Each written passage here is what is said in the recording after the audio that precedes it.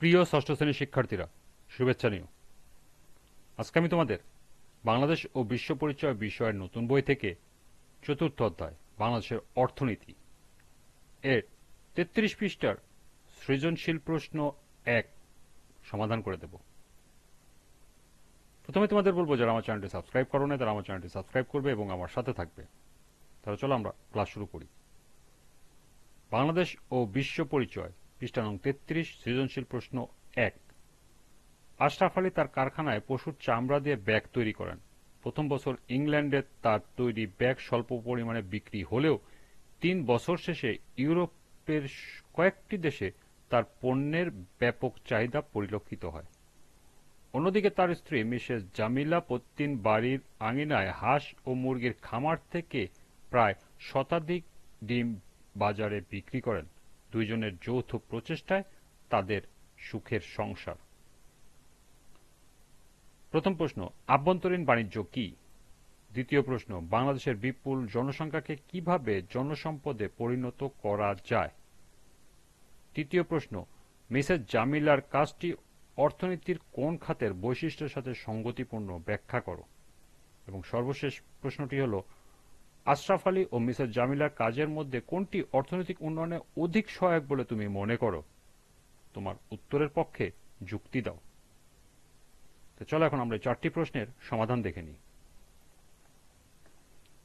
প্রথম প্রশ্ন ছিল আভ্যন্তরীণ বাণিজ্য কি?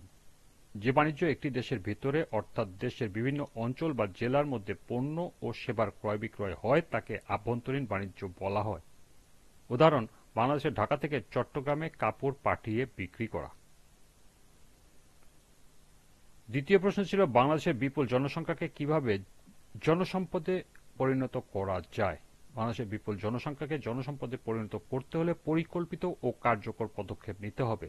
যেমন, সবার জন্য মানসম্মত শিক্ষা নিশ্চিত করতে হবে, বিশেষ করে কারিগরি ও বৃত্তিমূলক শিক্ষার প্রসার ঘটাতে হবে। তথ্য প্রযুক্তি, শিল্প, কৃষি ও সেবা খাতে প্রয়োজনীয় দক্ষতা অর্জনের সুযোগ দিতে হবে।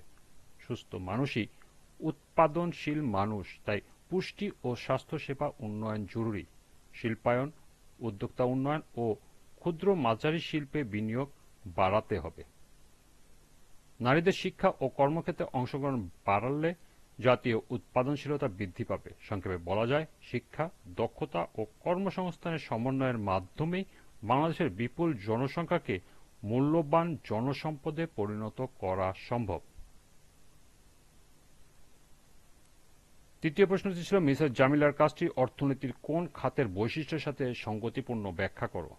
উদ্দীপকা, মিসেস জামিলার কাজটি অর্থনীতির কৃষি খাতের বৈশিষ্ট্যের সাথে সঙ্গতিপূর্ণ।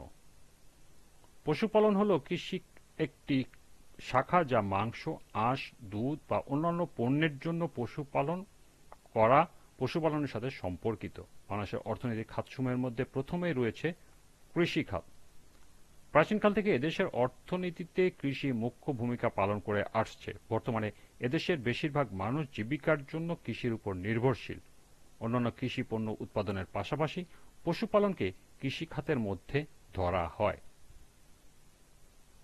উদ্দীপকে, মিসেস জামিলা প্রতিদিন বাড়ির আঙিনায় হাঁস ও মুরগির খামার থেকে প্রায় শতাধিক ডিম বাজারে বিক্রি করেন।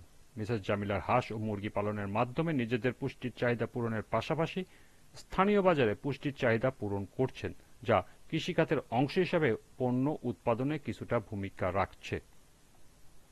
সুতরাং বলা যায়, মিসেস জামিলার হাঁস ও মুরগির পালনের কাজটি অর্থনীতির কৃষিখাতের বৈশিষ্ট্যের সাথে সঙ্গতিপূর্ণ।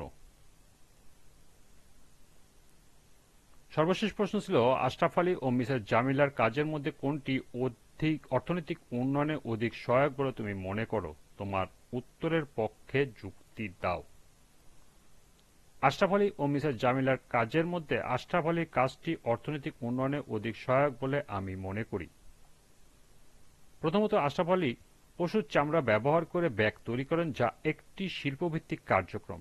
শিল্প খাত কোনো দেশের অর্থনৈতিক উন্নয়নে গুরুত্বপূর্ণ ভূমিকা পালন করে, কারণ এতে কাঁচামাল প্রক্রিয়াজাত হয়ে অধিক মূল্য সংযোজন ঘটে। দ্বিতীয়ত, আশরাফ আলীর তৈরি ব্যাগ প্রথমে ইংল্যান্ড এবং পরবর্তীতে ইউরোপের একাধিক দেশে রপ্তানি হচ্ছে। এর মাধ্যমে দেশ বৈদেশিক মুদ্রা অর্জন করছে, যা অর্থনৈতিক উন্নয়নের একটি গুরুত্বপূর্ণ সূচক। তৃতীয়ত, আশরাফ আলীর কারখানায় শ্রমিক নিয়োগের মাধ্যমে কর্মসংস্থানের সুযোগ সৃষ্টি হয়, এতে বেকারত্ব হ্রাস পায় এবং মানুষের আয় বৃদ্ধি পায়, যা সামগ্রিক অর্থনৈতিক উন্নয়নে সহায়ক। অন্যদিকে মিসেস জামিলার হাঁস মুরগি পালন ও ডিম বিক্রি একটি কৃষিখাতের কার্যক্রম। এটি পারিবারিক আয় ও পুষ্টি নিশ্চিত করতে গুরুত্বপূর্ণ হলেও এর উৎপাদন ও পরিসর সীমিত হওয়ায় জাতীয় অর্থনৈতিক উন্নয়নে এর প্রভাব তুলনামূলকভাবে কম। সুতরাং বলা যায়, যদিও উভয় কাজ গুরুত্বপূর্ণ, তবে শিল্পায়ন, রপ্তানি, কর্মসংস্থান ও বৈদেশিক মুদ্রা অর্জনের কারণে আশরাফ আলীর কাজটি অর্থনৈতিক উন্নয়নে অধিক সহায়ক। এই ছিল ১ নং সৃজনশীলের ৪টি প্রশ্নের সমাধান। আজকের ক্লাসটি এ পর্যন্তই।